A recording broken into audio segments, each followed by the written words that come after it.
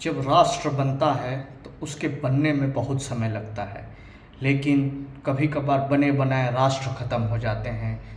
और ये ख़त्म क्यों होते हैं?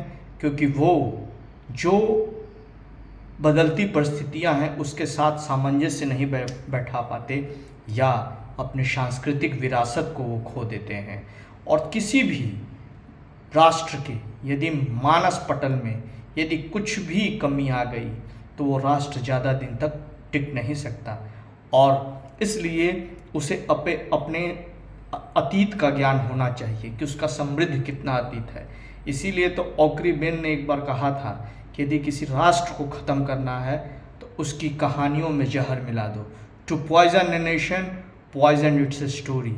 यदि आप किसी भी राष्ट्र की जो समृद्ध कहानियां हैं उनमें हेर फेर कर दें और उस राष्ट्र को जो उसकी मेधा क्षमता है उसको डिमोरलाइज कर देती हैं वो कहानियाँ, तब देखिए एक डिमोरलाइज नेशन हमेशा डिमोरलाइज बातें करेगा और एक प्रॉस्पेरस नेशन हमेशा प्रॉस्पेरिटी की बात करेगा।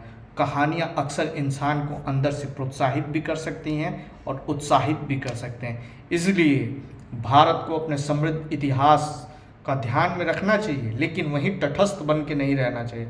उसे गतिशील रहना होगा और जो वैश्विक प्रतिस्पर्धा है उसमें बढ़ चढ़ के अपने समृद्ध इतिहास की तरह तब खुद एक नया प्रयास, एक नया आयाम लिखना होगा।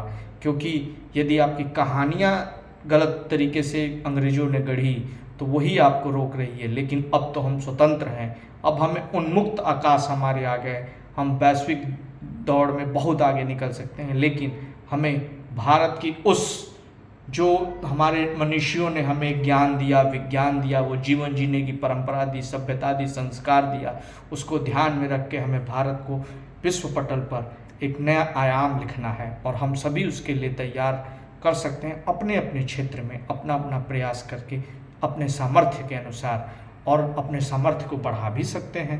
लेकिन हाँ, प्रयास तो सबको करना होगा, क्योंकि विकसित भारत तभी बनेगा जब सबका साथ रहेगा, तभी सभी विकास कर पाएंगे और सभी समृद्ध। हम अपने समय का सदुपयोग करें और राष्ट्र की नींव को मजबूत करने के लिए अपना सार्थक प्रयास करें।